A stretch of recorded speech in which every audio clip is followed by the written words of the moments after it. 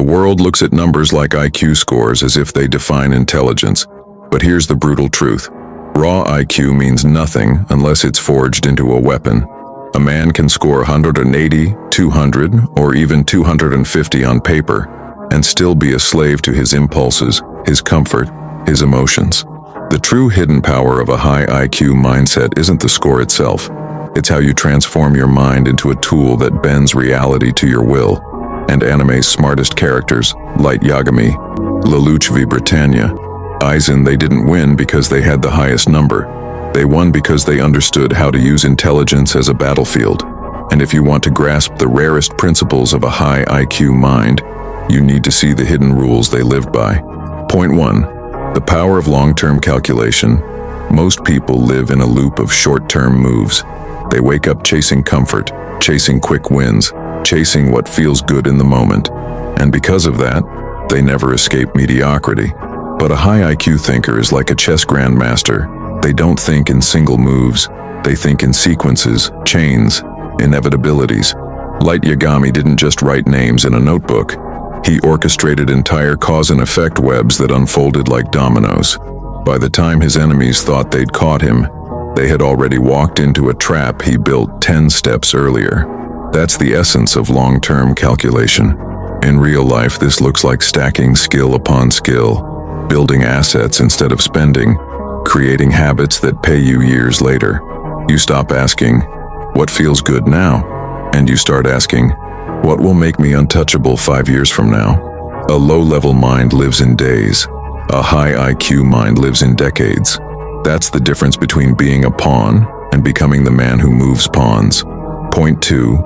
Ruthless emotional detachment. The higher your IQ, the heavier your emotions weigh on your decisions. Because your brain sees too many possibilities, too many outcomes, and most people drown in those feelings. But geniuses, real masterminds, cut the chain. Lelouch is the perfect example. He didn't win battles because he had superior firepower. He won because he refused to let guilt, fear, or attachment cloud his judgment. He sacrificed what ordinary men could never sacrifice. That's why he was untouchable.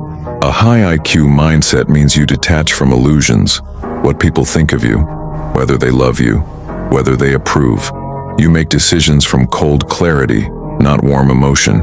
In life, this means walking away from toxic relationships, ignoring distractions, rejecting temporary feelings that sabotage permanent goals. Detachment isn't weakness. It's the cold armor that allows intelligence to function without interference. The man who can detach is dangerous because nothing can be used against him. Point 3. The art of psychological warfare. Raw intelligence is wasted if you keep it locked inside your head. The true hidden power of a high IQ mindset is the ability to weaponize perception. Aizen didn't dominate because he had the strongest sword, he dominated because he controlled how others saw reality itself. Light Yagami didn't beat L by solving puzzles. He made the police dance to his tune like puppets. Lelouch didn't just outthink enemies, he made enemies fight for him, believing it was their own choice. That's psychological warfare. In real life, it means controlling the narrative around you. The man who controls what people believe doesn't just win arguments, he dictates the battlefield itself. Most people think intelligence is about knowing facts. Geniuses know it's about controlling perception, influence, silence, manipulation of information. That's how masterminds bend stronger men to their will. The sword is primitive. The mind is ultimate. Point 4. Turning weakness into strategy. Here's the paradox. The higher your IQ, the more obvious your flaws appear to you and to others. And average men collapse under that weight. But geniuses, they camouflage weakness, disguise it, and flip it into advantage. Lelouch was physically weak, fragile compared to warriors, but he used that image. People underestimated him, dismissed him, and that was his weapon. Light Yagami was just a student, the last person anyone suspected of being Kira. That disguise gave him freedom to move without suspicion. Most men spend their lives hiding their flaws, pretending to be perfect. A high IQ mind knows perfection is impossible. So instead, they sharpen their imperfections into tools of deception. That's how you turn weakness into a shield, and sometimes into a blade. Ordinary men are crushed by their flaws. Geniuses make flaws disappear in plain sight. Point 5. Obsession and control.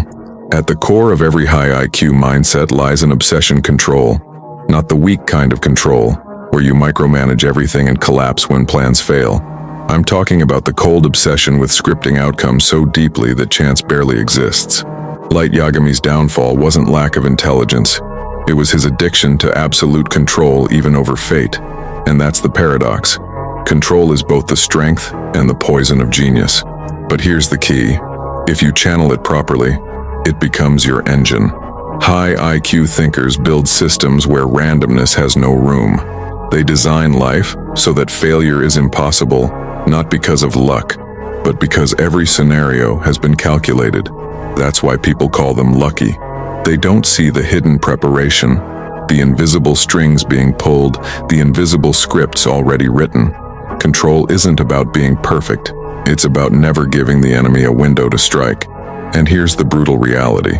Most people will never understand this mindset. They look at high IQ characters and call them villains, manipulators, even monsters. But they say that only because they can't comprehend what it means to think on that level. True intelligence isn't soft, friendly, or motivational. It's cold, detached, strategic, and dangerous. The hidden power of a high IQ mindset isn't just being smart. It's about becoming untouchable.